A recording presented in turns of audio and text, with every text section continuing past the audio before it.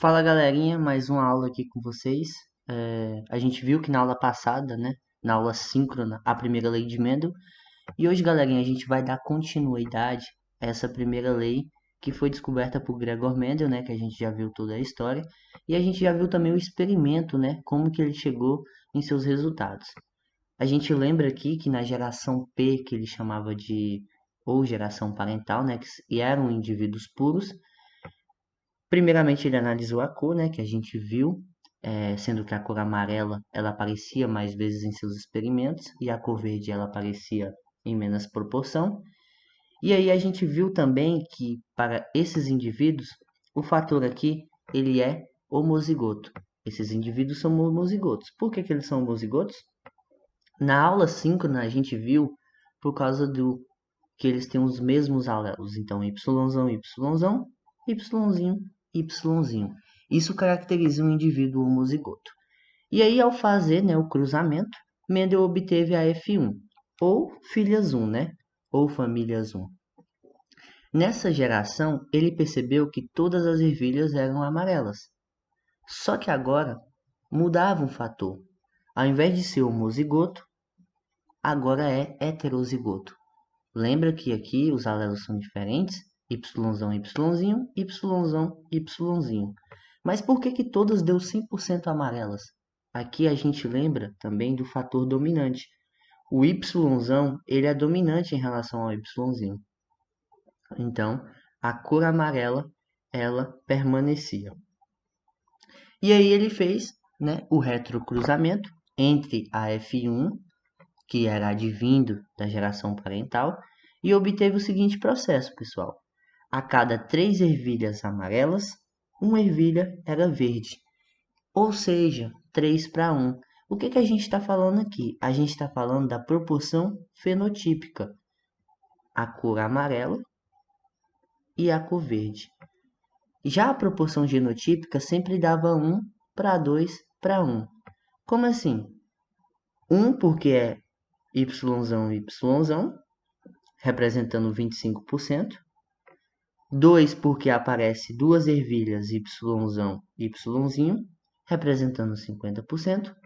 E uma única ervilha também, Yzinho, Yzinho, que é da cor verde, representando aí 25%, ou seja, o caráter recessivo. E aí, pessoal, a gente fala que essa lei ela é aplicada também aos outros tipos de organismo. Mendel não estudou apenas as ervilhas. A aplicação, aliás, não se dá somente nas ervilhas. A gente pode estudar, por exemplo, a pelagem de coelho. É o que a gente chama de universalidade da primeira lei de Mendel. Aqui eu trouxe dois exemplos simples para vocês, porque posteriormente a gente vai ver também a condição de alelo múltiplo. Mas a princípio, vamos trabalhar só com a dominância completa, que foi o que Mendel determinou a princípio, que é justamente para vocês entenderem que, além das ervilhas, pode ser aplicado a outros tipos de organismo.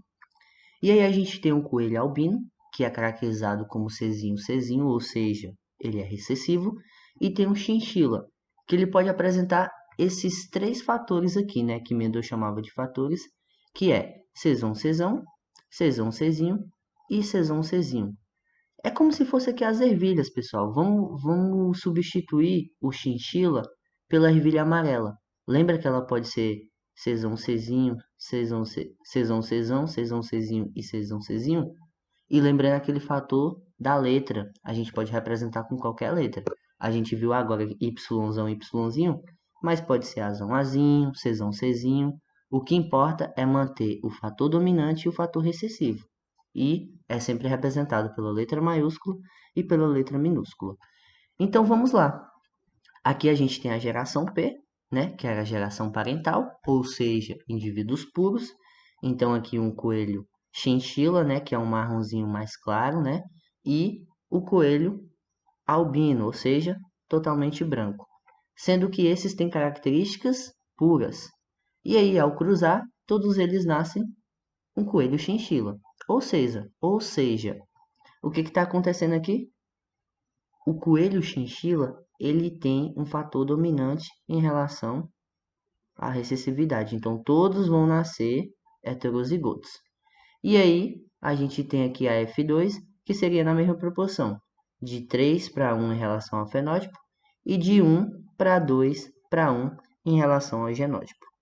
Outro exemplo que a gente tem também, pessoal, é com o gênero aí, né, com a mosca drosófila, que é muito conhecido e muito comum. Aqui a gente tem a fêmea dos olhos amarelos, né, que é considerado o tipo selvagem, e a gente tem o macho, né, que tem os olhos brancos. Beleza, o que que acontece? Isso daqui são características puras. Eu posso ter a mosca com o gênero, né, a drosófila com o olho vermelho, assim como posso ter também com o olho branco. E aí, quando cruza, o que que acontece? Na F1, todos os indivíduos nascem com os olhos vermelhos. Significa que a cor vermelha é dominante em relação à cor branca, né? Ou seja, todos eles 100% vão nascer com essa característica. Só que aí na F2, quando faz o retrocruzamento, que antes eram homozigotos, agora são heterozigotos, eles vão nascer na mesma proporção, né? Duas dessas drosófilas vão ser fêmeas de olhos vermelhos, né? Então a gente já conta dois indivíduos. Um indivíduo vai ser macho com os olhos vermelhos, então a gente já tem três indivíduos. E o macho de olhos brancos, então a gente tem aí os quatro indivíduos, né? Aquela mesma proporção de 3 para 1 em relação ao fenótipo e de 2 para 1, de 1 para 2 para 1 em relação ao genótipo. E aí, gente, a gente também tem outra aplicação na botânica, né? Que é em relação a essa espécie aqui, que é o Coleus blumei. O Coleus blumei é uma planta muito comum. Muita gente deve ter em casa aí.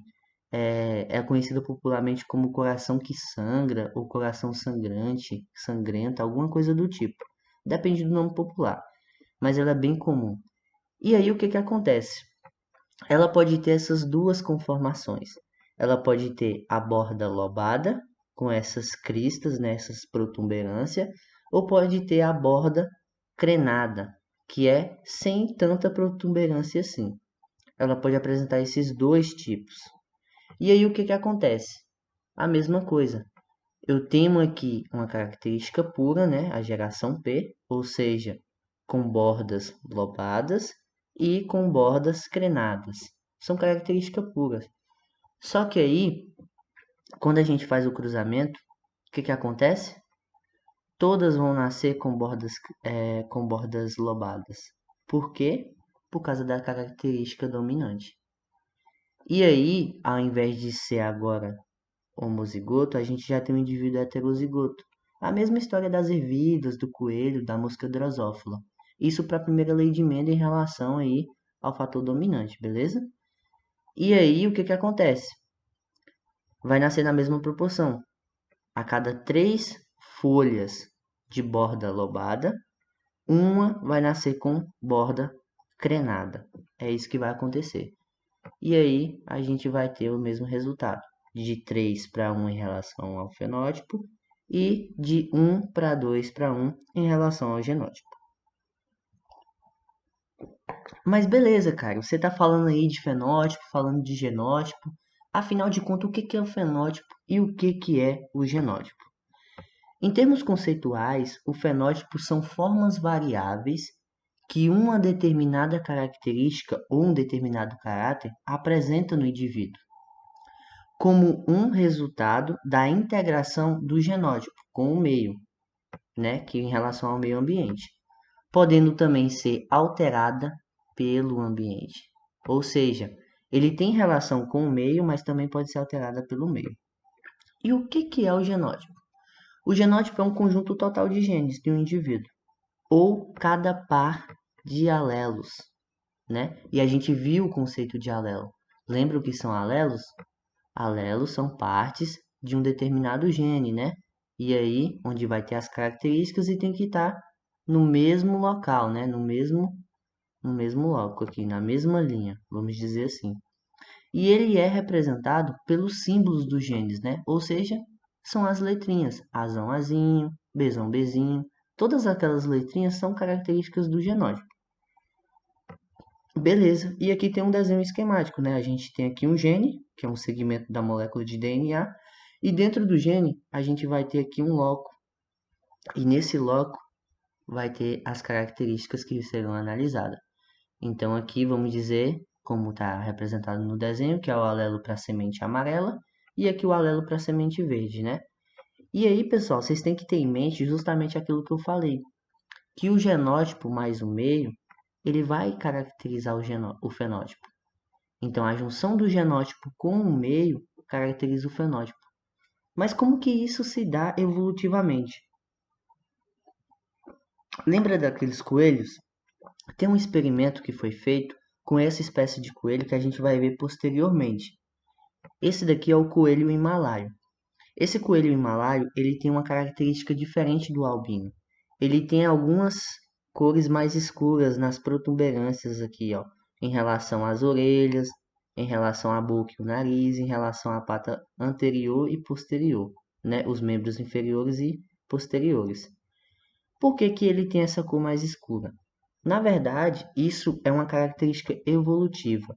Tem um processo aqui de uma enzima, né, que produz a melanina e deixa esses locais mais escuros porque tem mais contato com a região que eles ficam, né, que é na Himalaia, que é uma região mais fria. E aí a gente sabe que o preto, né, ele absorve calor. Então, evolutivamente, essa foi uma característica para ajudar na sua sobrevivência. Tudo bem. Como que acontece isso, né? Como que fez esse experimento? Eles pegaram um coelho e rasparam o pelo. Literalmente, pegou e raspou e colocou uma bolsa de gelo. Por que que colocou essa bolsa de gelo? Para representar o ambiente frio, ou seja, o meio. Lembra aqui, ó, que o genótipo mais o meio caracteriza o fenótipo? Então, ele tem um genótipo, né, que vai dar a cor aqui, branca, e o meio, que seria aqui a bolsa de gelo, representando o ambiente que eles viviam na época, que vai caracterizar o fenótipo. E aí o que que acontecia? Quando raspava e colocava a bolsa de gelo, a parte que foi raspada começava a nascer pelos escuros, pelos negros. O que que significa? Significa que estava tendo uma adaptação ao meio. Como o ambiente aqui estava frio, o organismo sentiu a necessidade de produzir melanina para poder ter mais resposta ao ambiente. Então, o genótipo mais o meio determina o fenótipo. Nunca se esqueçam disso. Sabendo o que é fenótipo e o que é genótipo, a gente vai tentar entrar agora no cruzamento teste. O que que é o cruzamento teste? Ele é utilizado para saber se um indivíduo com fenótipo dominante ele é homozigoto ou ele é heterozigoto. E aí, como que consiste esse termo, né? Como consiste esse teste em termos experimentais? A gente faz o cruzamento, né? A gente cruza o indivíduo em questão, né? Que a gente quer estudar. No caso aqui eu coloquei uma drosófila, né? E aí o que que acontece? Essa drosófila, ela vai ter um fenótipo recessivo e a gente vai analisar as proporções fenotípicas nos descendentes. E aí o que que acontece? Se a gente obter 100% de indivíduos dominantes, significa que o teste que a gente fez, né, o cruzamento que foi testado, ele será com certeza um indivíduo homozigoto. Ou seja, porque são indivíduos 100% dominantes. Azão, azão. Tranquilo?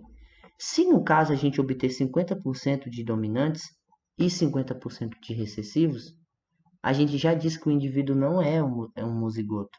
Ele é, então, heterozigoto. Então, esse é o cruzamento teste. Beleza?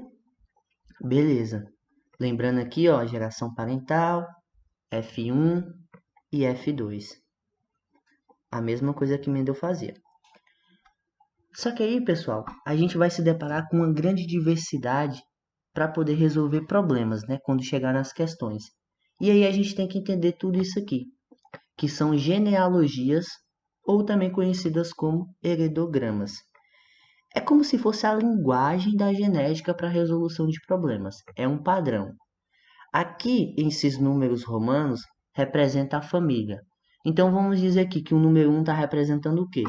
A geração parental, né? O primeiro, ó, o pai, a mãe.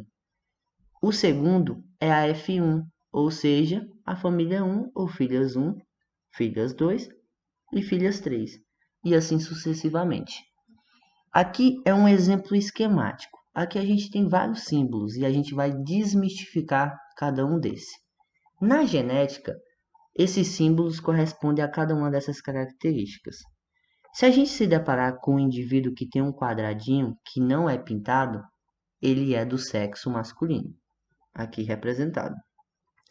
Quando tem uma bolinha não pintada, é do sexo feminino. E quando tem um losango, é sem informação quanto ao sexo. Tipo assim, é o sexo indeterminado. Não sabe se é homem e também não sabe se é mulher. E quando o quadradinho vem pintado, professor, o que eu tenho que fazer? O que significa? Significa que o sexo masculino e o sexo feminino, nesse caso aqui, vai apresentar um outro fenótipo para uma característica estudada.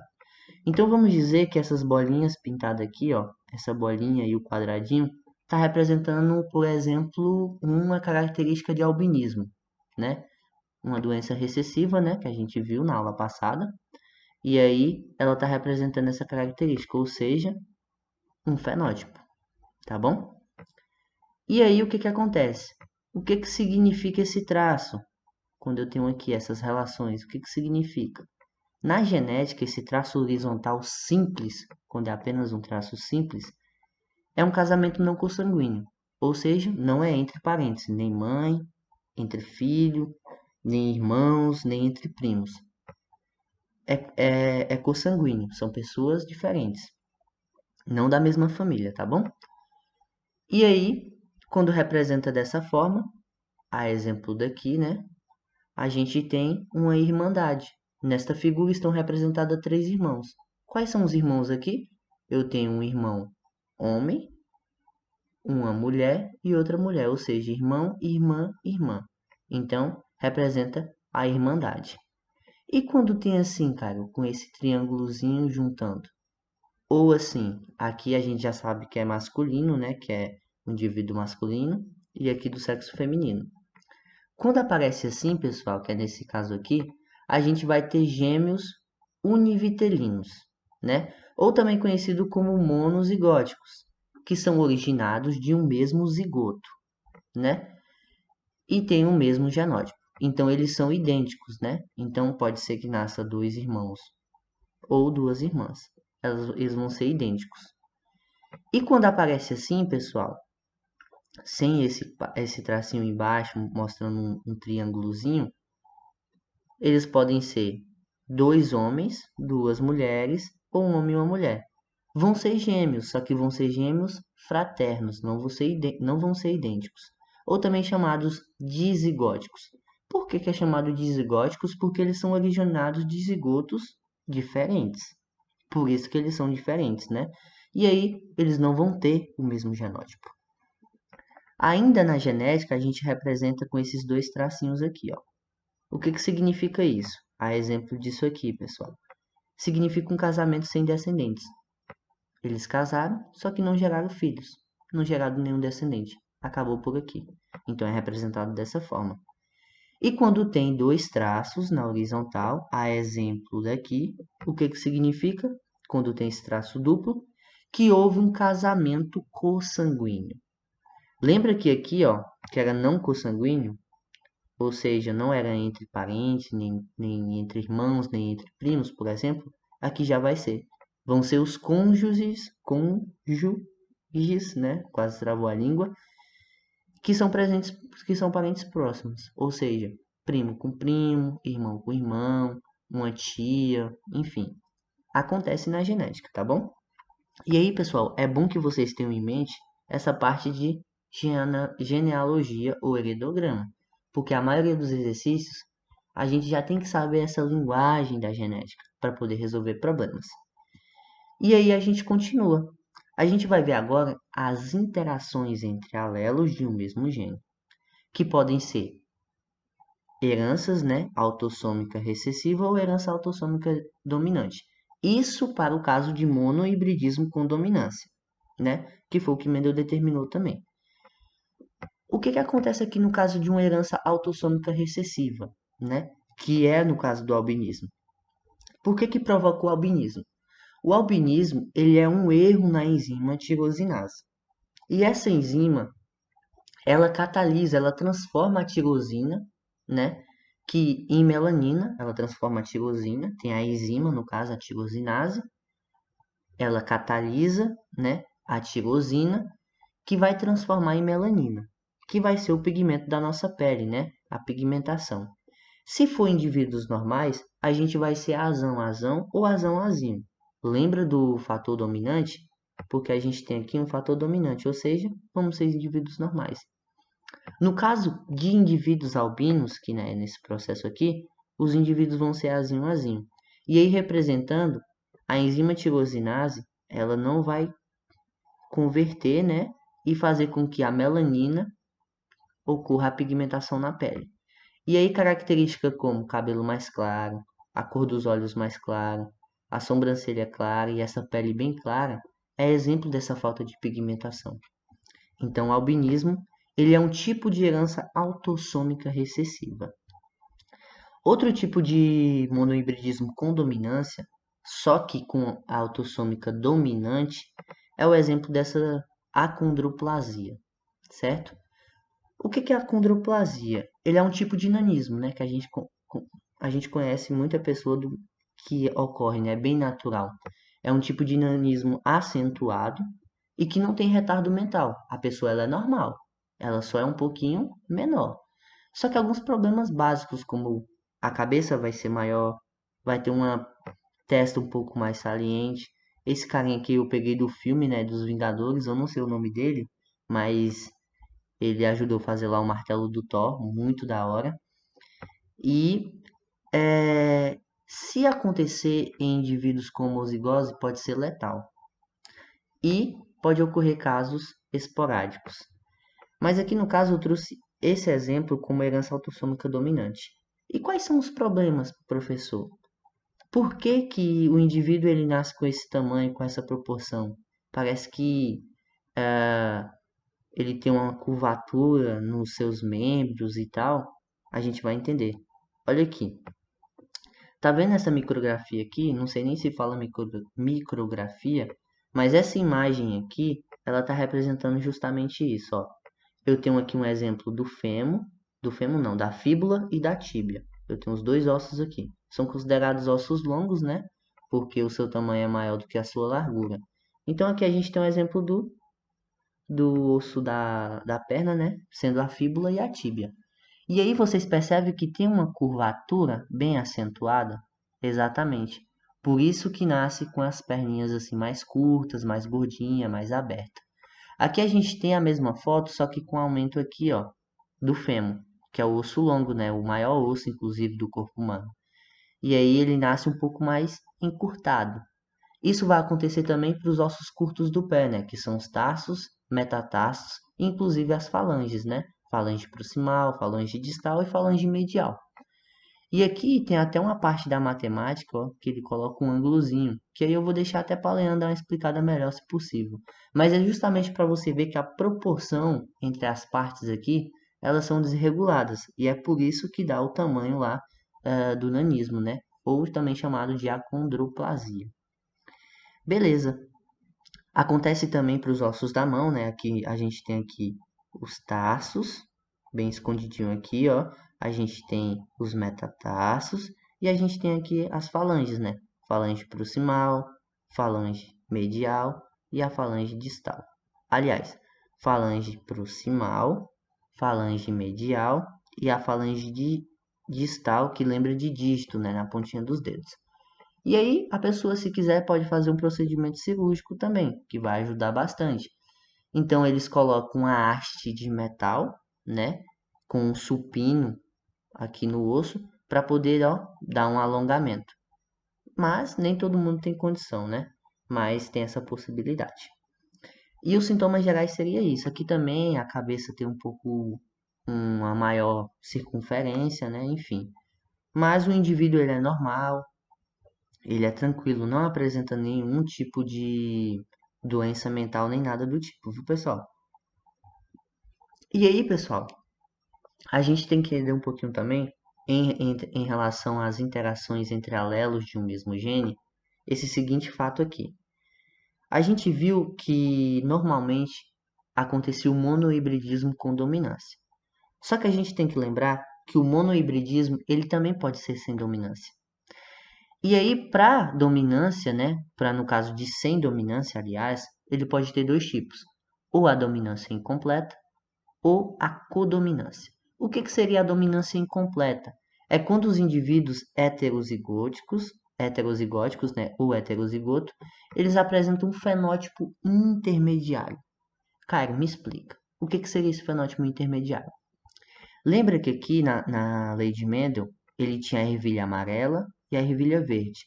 Ou era amarelo ou era verde. Nesse caso, a gente tem um caso aqui de dominância incompleta. Ou seja, eu trouxe um exemplo aqui de uma ave, né? Coloquei a cor preta e coloquei a cor branca. Só que vai nascer um terceiro fenótipo, que é justamente esse fenótipo intermediário, que vai ser de cor cinza. Ou seja, se a gente misturar o preto com o branco, vai dar essa coloração cinza. É um tipo de dominância incompleta, né? Então é um monohibridismo sem dominância. Beleza? Tranquilo? Beleza. O caso de codominância, os indivíduos que são heterozigóticos, eles vão expressar todos os fenótipos, né? Eles vão expressar ambos os fenótipos. Então, por exemplo, ao invés de nascer um indivíduo, a mistura dos dois, ele vai nascer com um pouco de tudo. Então, ele vai nascer, por exemplo, com a asa branca, a parte, tanto a asa como a parte aqui do pezinho, né? Vai ser branca. O seu corpo, por quase completo, vai ter a cor cinza. E ele vai ter pelo menos aí uma parte da cabeça ou da cauda de cor preta. Lembrando que essas cores são figurativas, viu, pessoal? É só para entender o que é dominância incompleta e o que é codominância. Então, a codominância ela vai expressar, né, todos os fenótipos.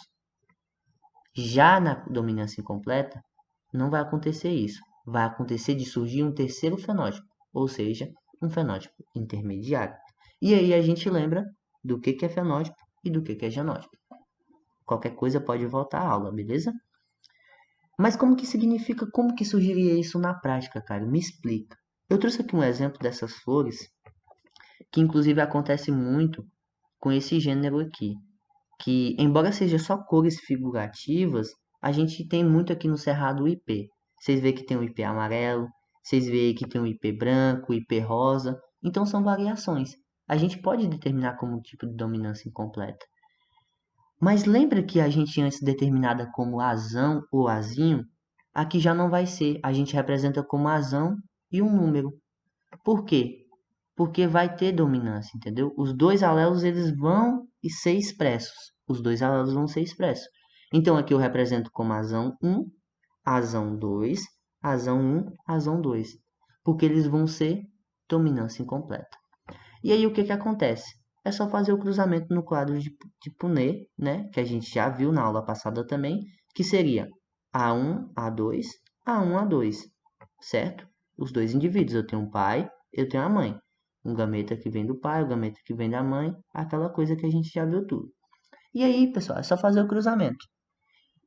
A1, A1 vai dar A1, A1, A1, A2 vai dar A1, A2, A1, A2, A1, A2 e A2, A2. E aí, o que acontece?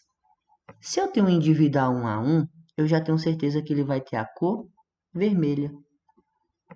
E aqui, pessoal, antes de começar, a gente tem aquela proporção genotípica. 1 para 2 para 1, né? Por que 1 para 2 para 1? Vamos desmistificar isso? Olha só. A1 vai ser vermelho. Vou tomar um cafezinho aqui. A1 vai ser vermelho, ou seja, vai expressar essa característica aqui. A1, A2, olha, já vai ser a mistura. Lembra da dominância incompleta? Se eu misturar o vermelho com o branco, eu vou obter que cor? Eu vou obter a cor rosa. Isso só configurativo, viu, gente? Só são coisas configurativas aí, cores ilustrativas, para vocês entenderem. Na natureza é bem mais dinâmico do que isso. E aí vai nascer rosa. Por quê? Porque é um tipo de dominância incompleta. Lembra daquele terceiro indivíduo que nasce naquele terceiro fenótipo?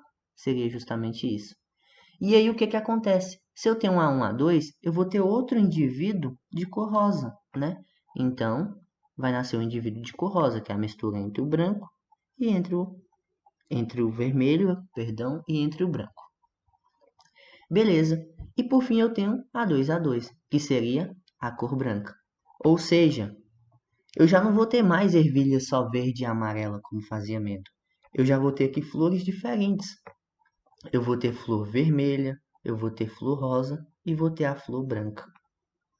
Isso é dominância incompleta.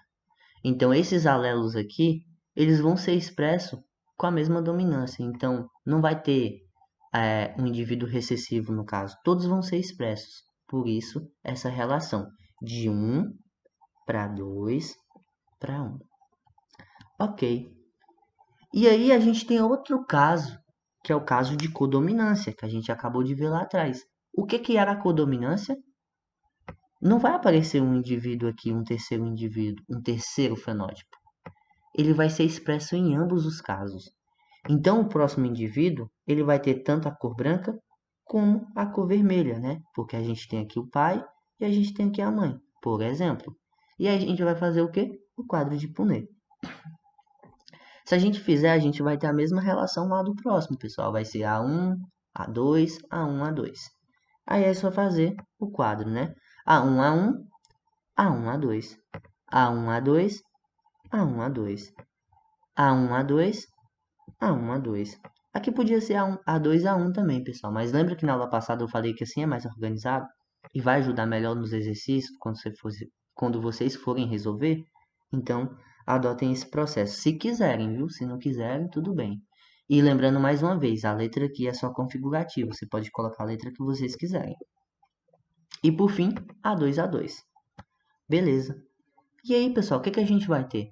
A1 vai ser um indivíduo de cor vermelha.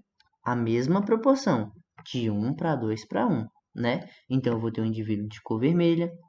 Aqui eu vou ter A1, A2, ou seja, eu já vou ter um indivíduo com flores tanto da cor branca como da cor vermelha. Aqui a mesma coisa, porque ele expressa A1, A2. Os dois alelos aqui são expressos ao mesmo tempo. E por fim, eu vou ter A2A2, que seria o indivíduo totalmente branco. Beleza? A mesma proporção. 1 para 2 para 1. Esse é o exemplo de codominância. Beleza? E aí, pessoal, a gente também tem os alelos letais. O que seriam os alelos letais? Aqui a gente representou como Azão, que é o dominante, e como Azinho, que seria meio que o recessivo. Bom, a gente vai fazer o quadro e vai obter o seguinte resultado. Azão, Azinho, Azão, Azinho, porque é uma parte do pai e a outra parte da mãe. Beleza? Tranquilo? Se a gente resolver esse quadro, vai acontecer o seguinte fato. Azão, Azão, Azão, Azinho, Azão, Azinho e Azinho, Azinho. Só que recentemente, em alguns experimentos, alguns cientistas descobriram, né, que os alelos letais, eles nem chegavam a nascer. Eles morriam antes de nascer. Então, eles não eram expressos. Isso no processo de meiose.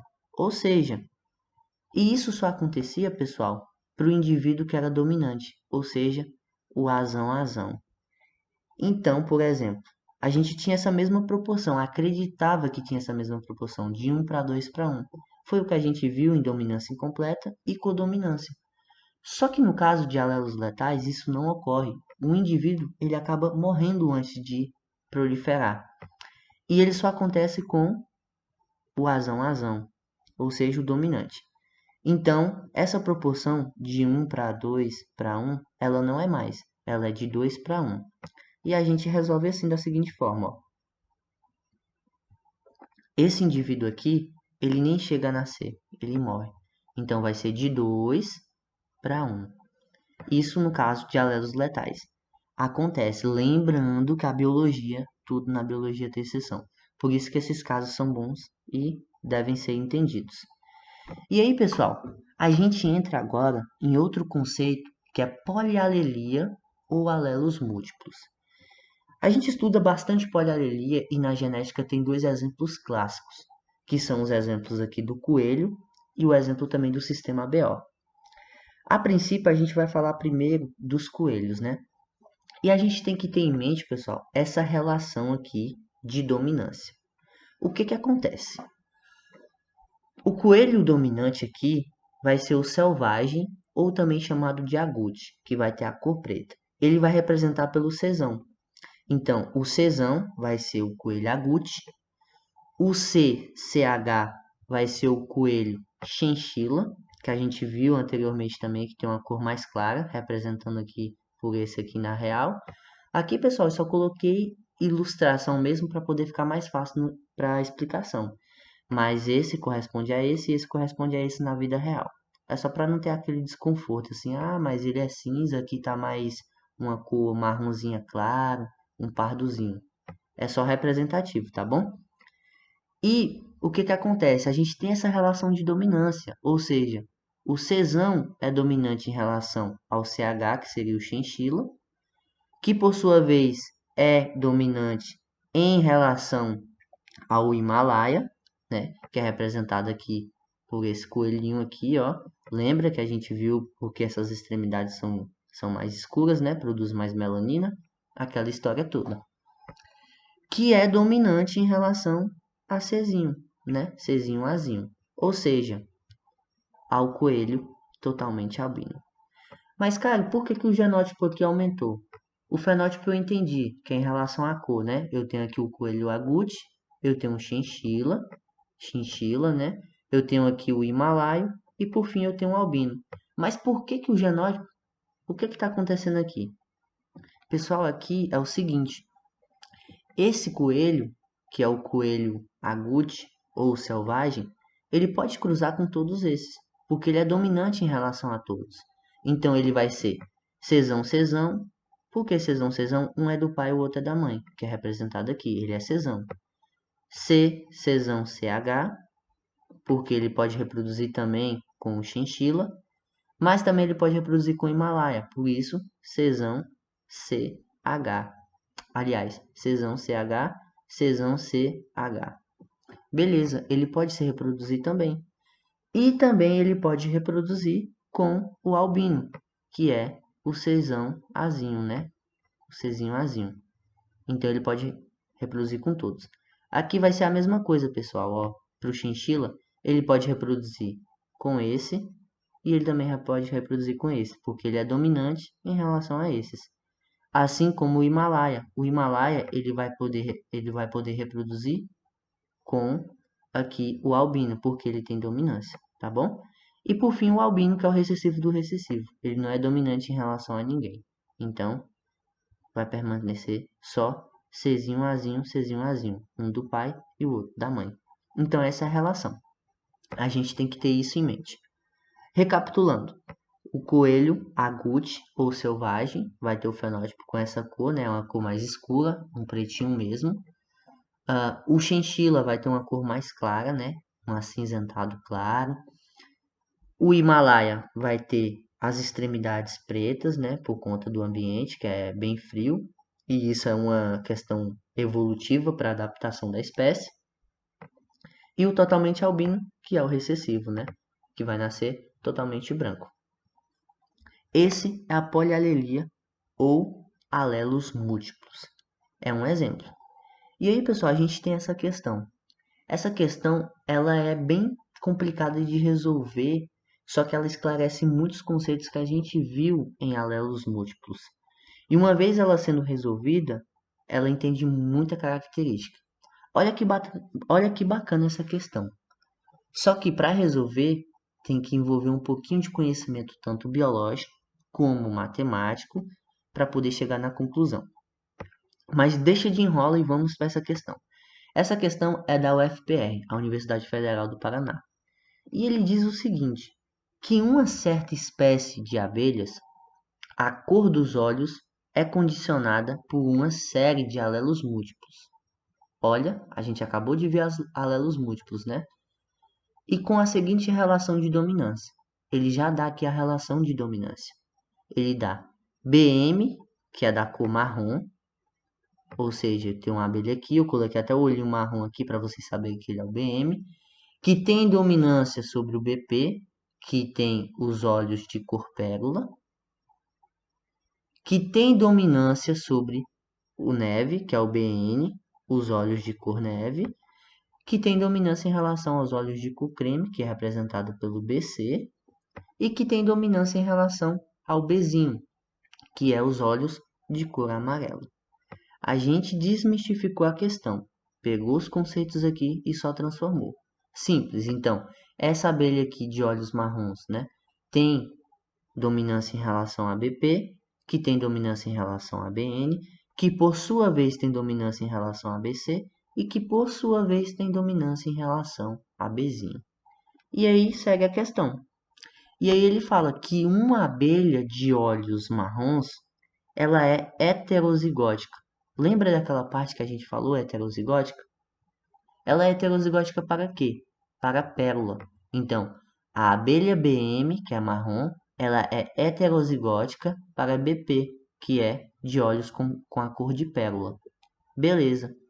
E aí o que que acontece? Essa abelha, ela produziu 1.250 gametas.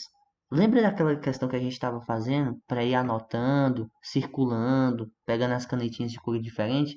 Essa é a hora, viu, pessoal? Porque senão, na hora de montar o exercício, fica mais complicado. Lembra que a genética tem essa parte de interpretação? Não é nem a matemática e nem a biologia que deixa difícil, é mais essa questão de interpretação. E aí, beleza. A gente tem aqui que ela produziu 1.250 gametas, que foram inseminados artificialmente por espermatozoides de machos com olhos de cores marrons.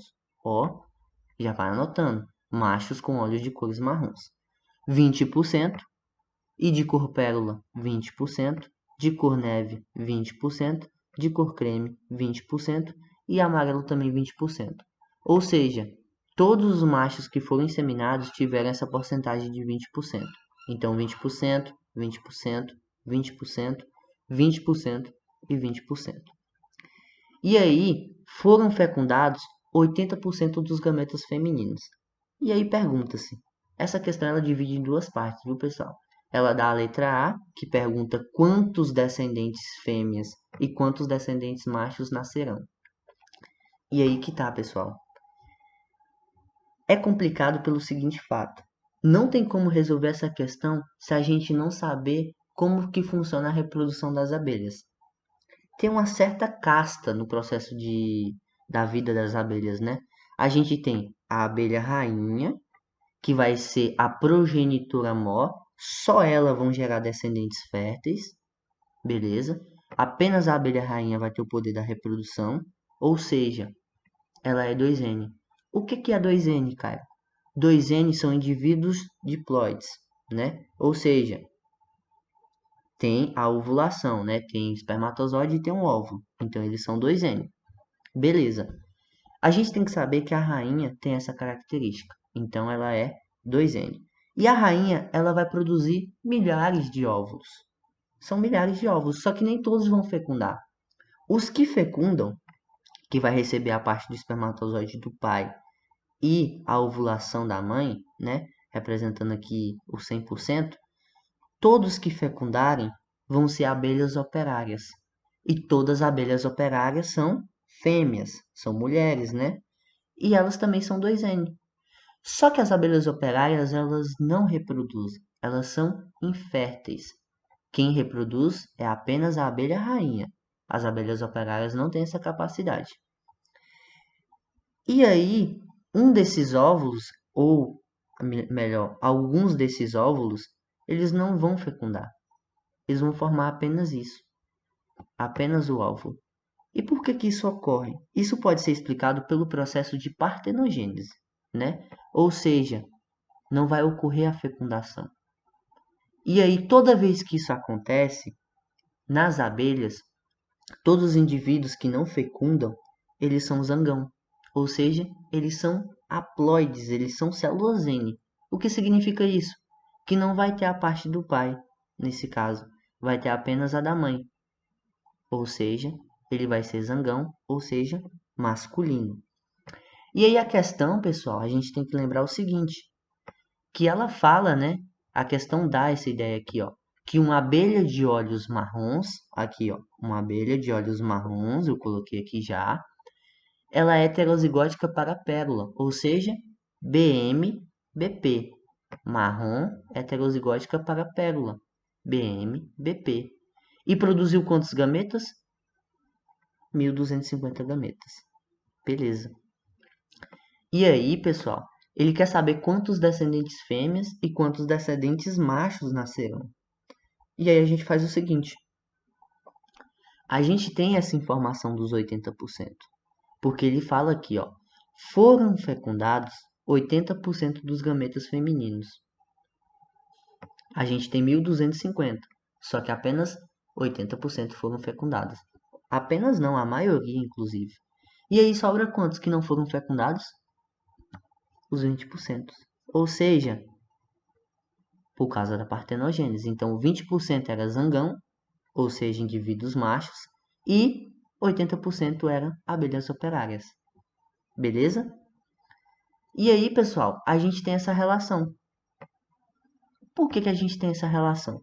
Se a gente pegar aqui 80% é a mesma coisa de 8 sobre 10. Concorda comigo?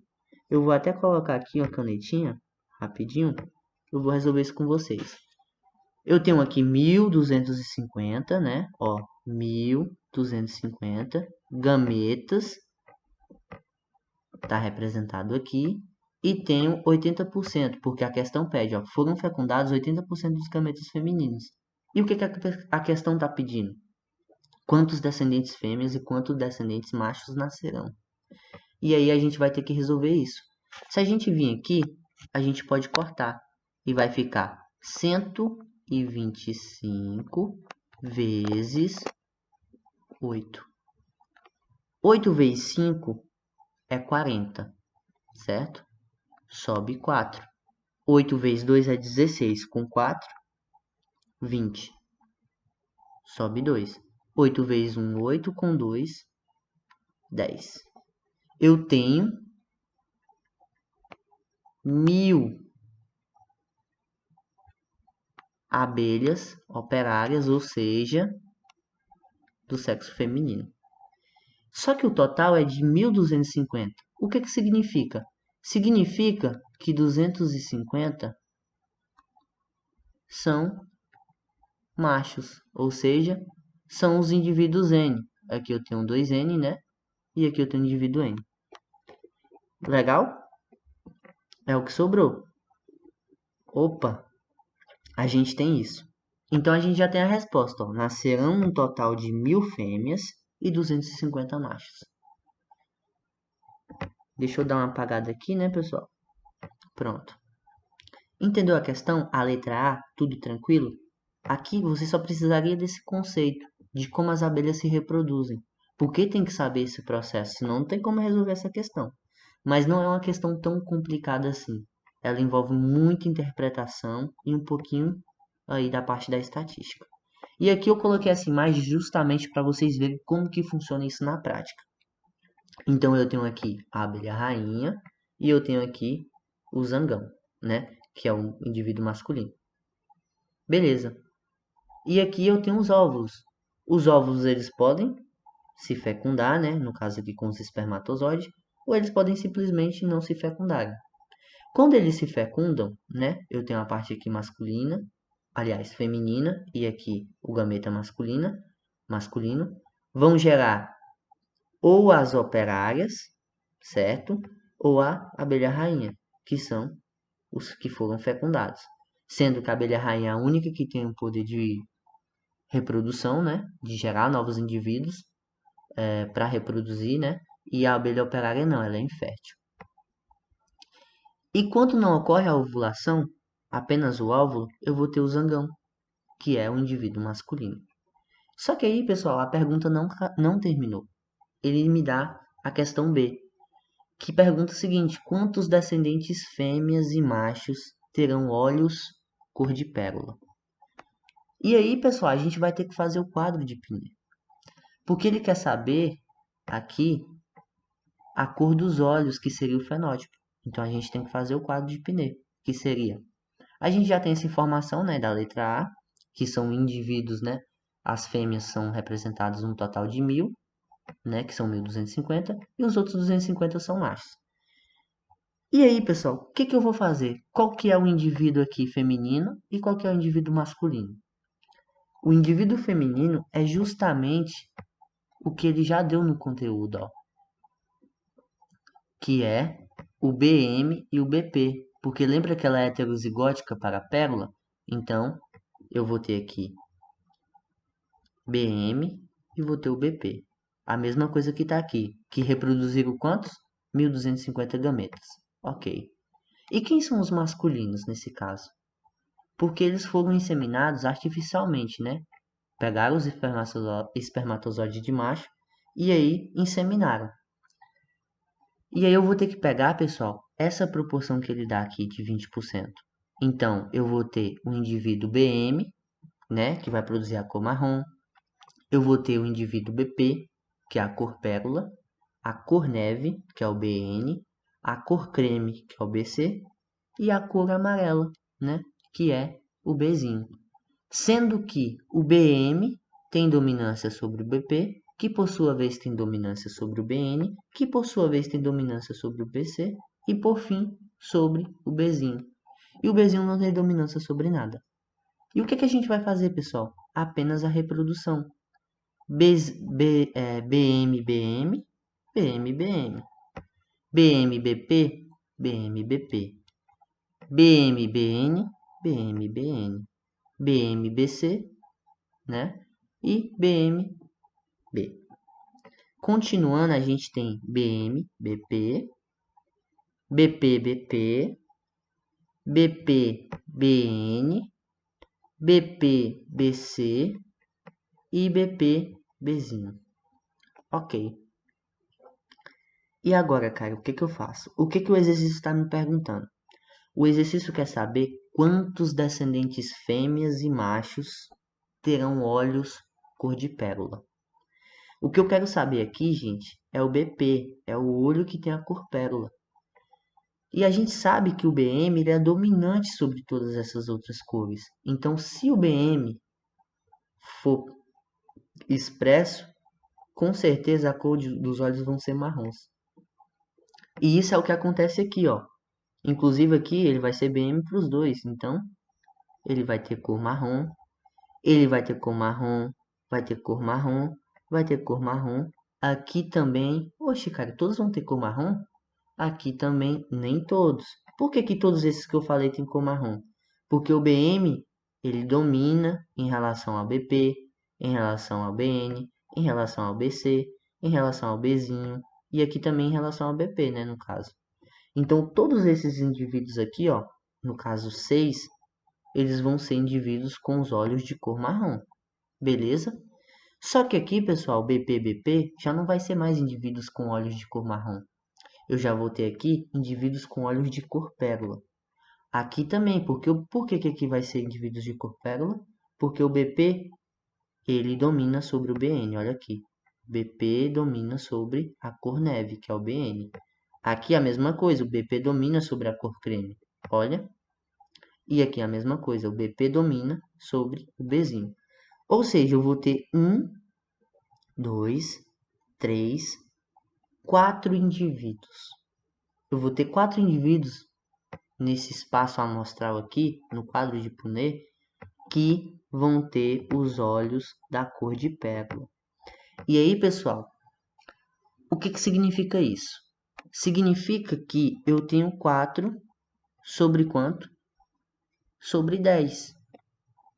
Cara, por que sobre 10? Porque é o espaço amostral, ó. 1, 2, 3, 4, 5, 6, 7, 8, 9, 10. A cada 4 indivíduos em um espaço, né? Em um espaço amostral de 10, né? 4 em 10 possibilidades vão nascer com a cor pérola. Mas aí, pessoal, a gente ainda não terminou a questão. Por que eu tenho que transformar isso na mesma quantidade que foi descrita aqui, ó? A gente está na escala de 1000, ou seja, eu tenho que transformar esses 4%, esses 4, né? Que aqui vai dar 0,4, aliás, né? Vai dar 0,4, porque 4 dividido por 10 é 0,4. Só que aí, pessoal, tem que transformar isso em porcentagem, que vai ser multiplicado por 100. 0,4 vezes 100 é igual a 40. Não é isso? E aí, na proporção de 1000, vai ficar 400. Na proporção de 1000 vai ficar 400. Ou seja, gente, qualquer dúvida nessa questão, vocês podem pedir também ajuda para o Leandro. Vocês lembram que o projeto é interdisciplinar. E Leandro resolveu junto comigo essa questão e foi bem da hora. Então, qualquer coisa a gente pode retornar nela. Inclusive na aula síncrona, a gente pode começar com ela, porque é uma questão que envolve um pouquinho de conceitos, tanto biológicos quanto matemáticos. Mas acredito que depois de vocês fizerem aí umas 2, 3 vezes, entender o que é genótipo, o que é fenótipo, o que é um indivíduo heterozigoto, acho que vai dar tudo certo. E também a reprodução das abelhas nesse caso, né? Então a gente vai ter aqui, pessoal, 400 indivíduos. Vão ser o quê? Vão ser femininos. E com os olhos, né? No caso aqui, da cor pérola, né? Vão ser com os olhos da cor pérola. E aí, quanto aos machos? Vou até apagar aqui para retornar, para a gente resolver quantos indivíduos machos vão ter. Deixa eu pegar aqui a borracha.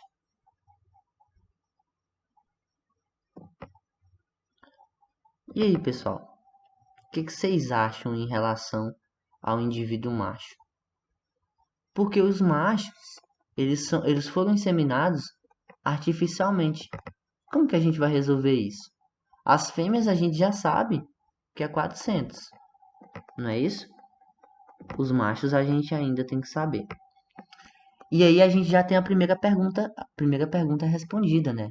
Parte da primeira pergunta respondida, que é quantos descendentes fêmeas vão ter com olhos de cor pérola. Agora a gente tem que saber os machos. E aí, pessoal, a gente tem que lembrar agora daquele processo de partenogênese. Vocês lembram que o gameta masculino, ele não é expresso os dois, ele não tem a fecundação do óvulo com espermatozoide? Pois é, por quê? Porque ele é N, ele é haploide. Ou seja, ele não vai expressar BMVP, ele vai expressar apenas um, que é a parte do pai ou da mãe, 50% do pai, 50% da mãe.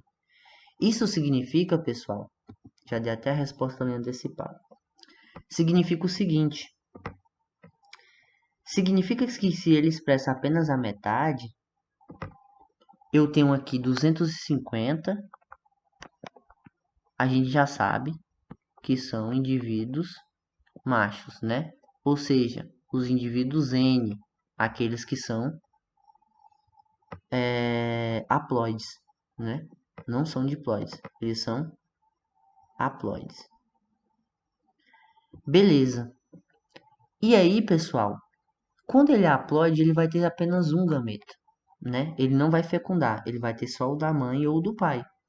Isso significa que vai ser 250 dividido por 2. E se a gente fizer 250 dividido por 2, vai dar 125 indivíduos com cor pérola. Essa vai ser a proporção. Olha aqui, 400 fêmeas, 125 machos terão olhos de cor pérola. Viu que não é tão complicada a questão? Ela é um pouquinho complicada, na verdade, por conta desses conceitos básicos. Porque para resolver, a gente precisa saber como que funciona aqui a reprodução das abelhas. Sabendo disso, a gente consegue resolver a questão. É claro que tem conceitos aqui puramente matemáticos também, só que aqui vai envolver conceitos puramente muito mais biológicos do que matemático. Porque a gente tinha que saber essa relação aqui, ó, de polialelia. A gente tinha que saber a dominância, como é que funcionava. E aí, tudo bem. Gente, qualquer dúvida vocês podem perguntar na aula, né? E aí, pessoal, a próxima aula também, a próxima parte, a gente vai falar sobre polialelia de grupos sanguíneos, tá bom? É isso que a gente vai comentar.